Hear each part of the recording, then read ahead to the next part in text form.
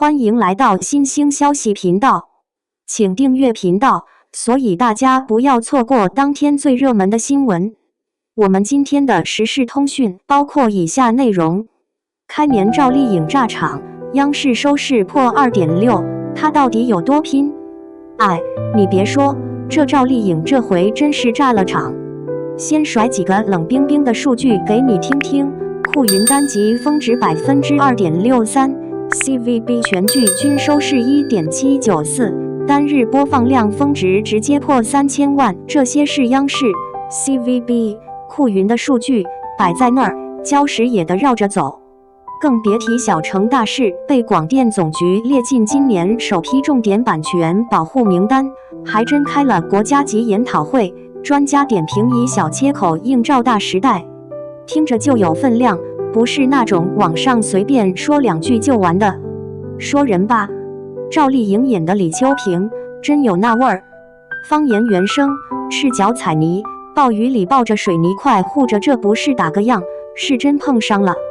导演孙浩说他外有锋芒，内有温度，我看形容的贴切。那场雨戏，衣服湿了，脸上泥水，眼神却硬得像钉子，观众看着就上头了。评论区有人说像隔壁街道办娜姐，一听就接地气。这种接地气不是装的，是骨子里有股劲儿。剧情里还有点小聪明，他提出的口红效应帮扶女性创业的那段，别小看，被考公群体当成申论素材了。你说稀罕不稀罕？剧情能被现实搬走当教材，这就是真正和生活接上了边，不像那种空喊大意的主旋律，尴尬得很。他把小人物的事儿演得有血有肉，给观众带来的是疗愈感，难过就看日出，难受就追一集。这话听着简单，实则有力量。再说影响力那点儿，温州龙岗的文旅搜索量因这剧直接蹿了。河北那边，赵丽颖做旅游形象大使，宣传中华有好戏戏曲晚会，她一句满汉全席形容阵容，网友看着就来劲。抖音一周涨粉100万，这数据可不是粉丝自发吹出来的，是平台反映。还有她那张簪花照，居然把上城市非遗项目捞进了年度案例报告，这种带动叫实打实的文化传播，不是给个代言费就完事儿。商业方面也稳得很，认养一头牛，纪梵希西安地标亮灯，工作室新年礼盒被扒得一干二净，品牌方都乐。有个词儿叫口碑加流量双保险，赵丽颖这几年的节奏就是这个样，她不光演戏，也当流量管理者。有人说她拼，黄晓明说她太拼了，孙浩说她有从草根到顶流的韧性。这拼说白了是把自己当事业在经营，不是混口饭吃那种。可热闹的地方也容易起争端。现在85花的格局被拿出来刷热搜，杨幂拿了总台视后，一时间舆论炸开。有人拿奖杯对比，说赵丽颖那几座奖含金量高，飞天视后风吹半夏2座金鹰，百花最佳女配第20条，金鸡女配提名，这些奖项确实扎实。但也有人较真，讲总台视后跟传统3大奖定位不同。说到底，谁更强？没人能一言定乾坤。数据、奖项、观众记忆点3条线要一起看。我这个人觉得，别老盯着奖杯看，能把一个角色活出来的演员才是真功夫。赵丽颖这2年选剧眼神儿准得很，知否风吹半夏到小城大事，每一部都撞上了观众的口味。有人称她为红枣型女主，啥意思？就是补气血，生命力旺。观众看她，看的是那种能在现实里找到映射的感觉。你别说，演员这活儿，除了外表光鲜，还得有点内在劲儿。但也别把她放在神坛上。娱乐圈是个大熔炉，今天你红，明天有人顶上来。她的路走得稳，但能不能一直稳下去的，看她下一步怎么选剧，怎么平衡商业与艺术。你想想，选错了剧，热度也容易蒸发，把商业做得太重，口碑又会受影响。这事儿像拌面条，火候的拿捏好。聊点儿八卦的，工作室那会儿的新年礼盒被时尚博主拆得稀巴烂，粉丝乐了，吃瓜群众更乐。可这身后有个现实，明星的每一步都被放大，被消费。他把自己掏了出来，观众捧着看，也在咂摸着消费情绪。你说这事儿是好是坏？看你站哪边了。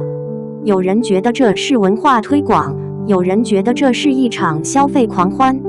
再抛个问题给你们，评一个演员，你更看重啥？是奖项，是数据，还是那句台词能不能在你心里回荡？我觉得3条都重要，但话说回来，如果非得选一条，我或许更看能不能把人留住。留住观众的演员，才是真正有市场的演员。赵丽颖靠《小城大事》这片留住了不少人。下一步呢？她还能不能持续给我们惊喜，还是会被时间和新鲜感拍在身后？这是我们都关心的。说句结尾的开放话，大家聊点儿真心的。你追剧是看演员，还是看剧情，还是看那种看完心里舒服？在这个热搜炸天、流量当王的年代，我们还能不能耐住性子看一个演员成长？2.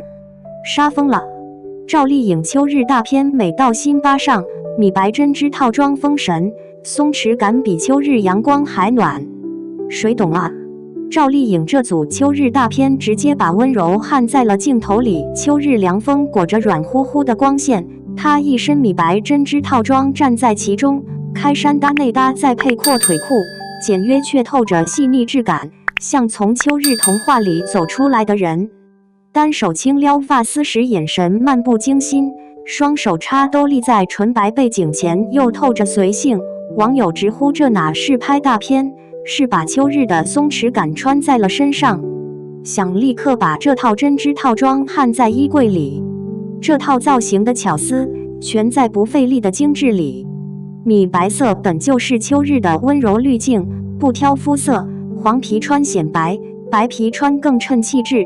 针织面料选得极妙，细腻纹理摸起来像秋日的软风，贴在身上不紧绷却能藏住小赘肉，阔腿裤还悄悄拉长腿型。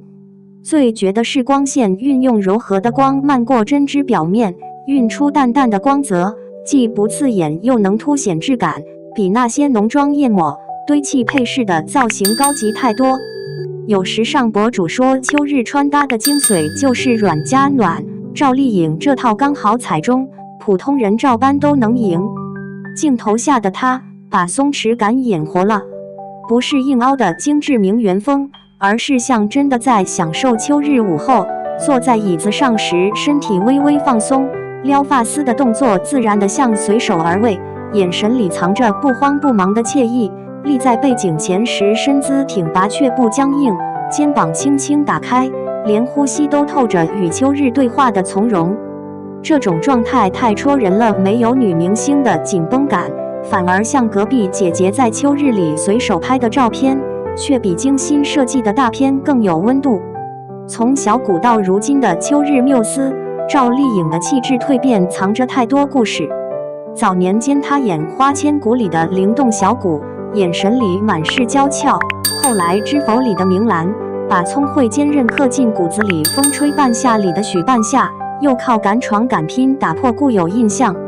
如今这组秋日大片，她把成熟女性的优雅和藏不住的灵动揉在了一起，没有刻意扮嫩，也没有硬撑女强人，只是自然地展现当下的自己。这种不被标签绑架的状态，比任何造型都动人。其实赵丽颖的秋日穿搭刚好踩中了全球松弛感时尚的潮流。从巴黎街头潮人穿针织套装配短靴，到纽约博主用米白色系搭秋日风衣，再到凯拉奈特利的秋日街拍靠软面料加淡色系出圈，全球都在告别紧绷的精致，拥抱舒服的高级。赵丽颖这套没有跟风搞复杂设计，只靠米白加针织就抓住了秋日的灵魂，比那些盲目追爆款的造型更有记忆点。毕竟秋日的美本就是不疾不徐的温柔。但争议也跟着来，有人说简约穿搭等于普通，没亮点，可细想就懂，越简单的造型越考验气质。米白针织套装没花纹，没亮片，全靠赵丽颖的神态和气场，撑着撩发丝时的漫不经心，立着时的从容，这些活的状态比任何配饰都亮眼。